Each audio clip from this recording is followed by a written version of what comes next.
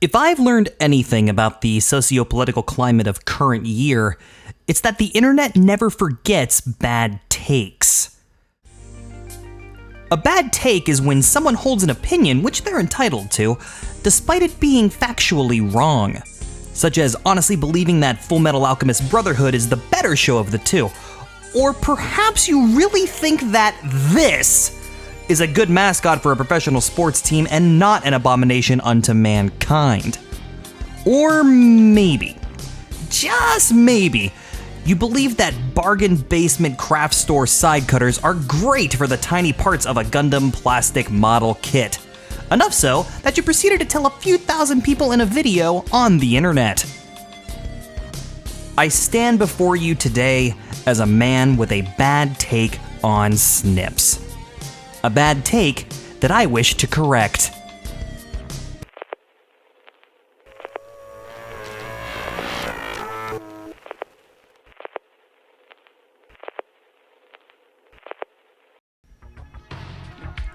To start building most plastic model kits, including Gunpla, you really only need one tool. Something to cut the parts out of the runners. Snips, or nippers, or side cutters, or sprue cutters, or hobby scissors, or whatever you want to call them, are the typical tool for this job, and come in many shapes, styles, and price ranges. These, for example, are the Bead Buddy snips that I got from Joann Fabrics. I featured these in my first video, but it was not the tool I used to cut parts for my first model kit. In my infinite wisdom, I used one of these. Needless to say, it didn't go well. Luckily, the Gundam Exia Dark Matter that I built using a double-sided razor blade was red, which disguised most of the blood. In hopes to save you the same trouble and risk of injury, I have assembled several different cutting tools that model builders, old and new, can use to cut parts from runners, in an effort to provide some actual, legitimate, honest-to-goodness consumer advice. Except for the Bead Buddies from the last video, they seem lost in the annals of history. This is a set of no-brand side cutters from Walmart's Arts and Crafts section. No frills, no gimmicks, no features. The snips are held together with this clasp, which seems to conceal a spring mechanism to help with opening its two thick blades. They will run you about $6. Here, we have a set of Tamiya Sharp Point side cutters, slightly used, which are available at most reputable hobby shops for around $35. I used these for about a year as my primary snips, but as the blades started to dull and bend, they've been relegated to emergency backup status. At the same price point are the Gundam Planet Premium side cutters, $35, online only. They employ a single blade design with one side of the cutting bit bracing the tool against the nub or sprue you're about to cut. The other end then slices down through the plastic, much like a railroad crossing gate coming down on your windshield. Wait, you say. I'm a serious scale model enthusiast, and I won't soil my toolkit with normal side cutters, no. I take all my builds very seriously, and I spend most of my time yelling at people on the internet when they post kits from my hobby in a way I don't like. I take great joy in putting would-be first-time builders on blast for even daring to think about buying an unlicensed model. I require a tool that will set me apart from the rest of the plastic model casuals on Fastagram Reddit tube. Well, dear gatekeeper of plastic children's toys, you are in luck. For you, we have this. The B&B Hobby Supplies Precision Stainless Steel Sprue Cutter. I found this tool in the Scale Model Elitist's natural habitat, an old-school local hobby shop. The kind your uncle goes to work on his train set because his wife kicked him out of the garage. He scowls when anyone looks at him funny for taking up 3/4 of the workspace in the back, which faintly smells of Lucky Strikes from 1975. It costs around $15. Since they really look like glorified nail clippers, I've included a set of those as well. the heavy-duty kind. Oh, right, there is one more set of snips that some of you might be interested in. Oh yes, the God Hand SPN-120 Ultimate Nipper. The only set of snips to have its own mascot and figurines. Plural. They feature the same single blade construction as the Gundam Planet Snips, with a noticeably thinner Japanese steel blade. Which is better, because Japan apparently. I touched on these briefly in my first video on Snips, and you'll be happy to know that they've come down in price significantly since then. They now will run you a positively thrifty $45 to $50. Right, so there are many ways to cut out plastic parts, but which one is right for you, the discerning hobby enthusiast? And more importantly, which one of these is going to last? Spoiler alert, it's not the Tamiya's? Everybody says it different. Anyway, let's start by talking about the blades themselves. Both the No-Names and the Tamiya side cutters feature a dual blade design, while the Gundam Planet and God Hand snips have a single blade. But what does that actually mean? Dual-bladed snips cut with both sides of the tool, which can make for inconsistent cutting. By applying pressure on both sides, the blades will naturally meet in the middle of the cut. And since the blades don't cross over each other like scissors would, the nubs of the part can pinch slightly between the blades. So you don't risk gouging your parts in any way, it's generally recommended that you cut close to the edge of the part but not directly on it, then trim away the rest with a hobby knife. Single blade setups only have cutting force coming from one side, with the other acting like a sort of cutting block. These kind of snips tend to also have less of a curve in their blade, which means that you can get super close to the parts when cutting, even resting the tool directly on the part itself. You'll still likely need a little sanding and trimming with a hobby knife to get rid of the entire nub, but the time it takes for this is significantly decreased when starting with a single-bladed tool. Here's the thing though. While these single-bladed snips tend to give you the nicest cut, the entire force of that cut is applied to a single blade instead of spread across two. If you're not careful, you can bend or otherwise damage the blades. Hence why the God Hand and Gundam Planet snips feature a tension screw. This works as a stopper so that it's much harder to cut too vigorously. To set said tension screw, simply grip the tool closed until enough pressure is applied to close the blade.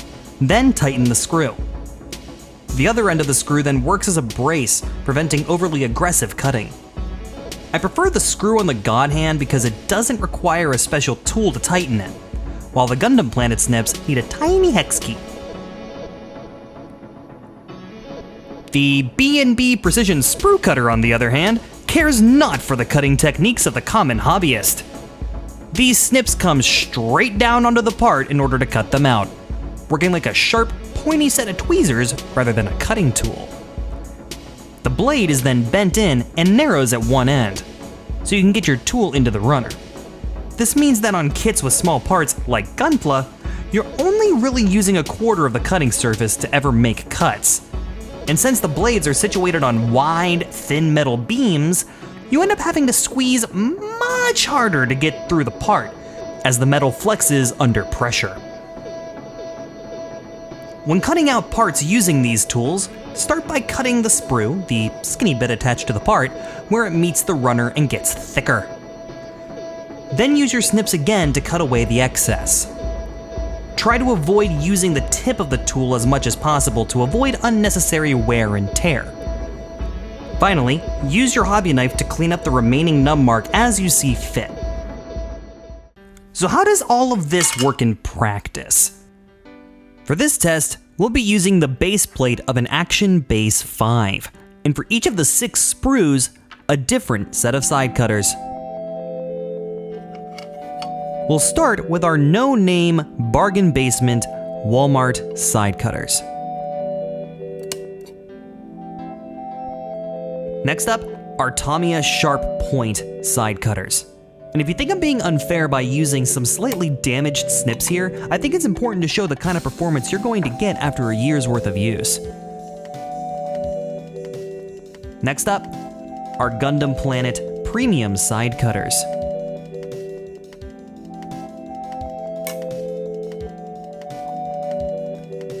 Now, our God Hand SPN-120s. And notice how much smoother the cut was when we cut through that sprue. Speaking of sprues, the B&B Precision Sprue Cutter. The Precision Sprue Cutter. There we go. Ended up bumping the camera. And for brevity's sake, our nail clippers. I do not recommend using nail clippers for cutting out parts. Now that the base plate is off the runner, for each corresponding sprue, we're going to use the same snips to cut out the remaining nub.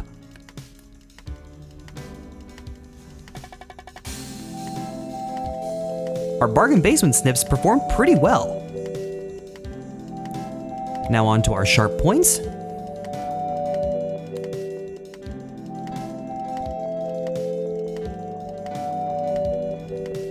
Now for the Gundam Planet snips, and this is where the single-bladed design really should shine through. Although there is some left, you should be easily able to clean that up using a hobby knife. Now for our God Hands. Significantly smaller. Now for the B&B Precisions. Whenever you're ready. Now for our nail clippers. Design is not very good for cleaning up the leftover nub marks. And there we are.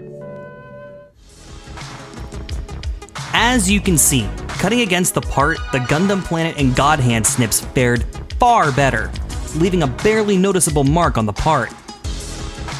The other snips, on the other hand, left over bits of the nub that are gonna need cleaned later. The B&B Precision Cutters didn't even cut the part. So, there is absolutely nothing wrong with a simple, cheap set of snips to start with from your local Walmart or other fine retail establishment that has aisles for cheap paint and construction paper somewhere. When you first get started, I feel it's more important to just start building rather than obsessing over what snips you should get. Just get some and get building. I find it very difficult to recommend the Tamiya side cutters though because of their durability.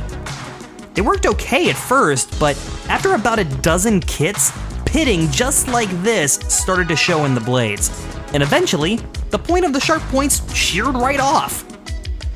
This simply should not happen on a $35 tool, and even when they were new, I still noticed how much harder the parts were to cut through than I expected, only marginally better than my cheap Walmart snips. They may have a sharp point, but not really a sharp blade. The B&Bs don't cut parts, which is great for the scale modeling elite. Not being able to actually build kits saves the scale modeling elitist valuable time that could be used yelling at actual children in plastic model Facebook groups. Which leaves us with the Gundam Planet Premium Side Cutters and the God Hand SPN-120s. The God Hands have a smaller head and thinner grips, as well as an easier to access tension screw and a thinner blade. These can be great little quality of life additions if you work on other kits than Gunpla. Some Frame Arms Girls kits, for example, have extremely small and intricately detailed parts, which benefit from smaller tools. The Gundam Planet snips are fantastic, and cut nears makes no difference just as well as the God Hands. It's up to you to decide if the extra touches are worth the $15 premium for said God Hands. I've had these for about a year and they still cut as well as the first day I got them, so really, it all comes down to what you want to build. But you can't go wrong with either one. Get a pair and snap up some of your own bad Gunpla. And if someone gives you a hard time for how you build, you know what tool you can recommend to them. See you next time.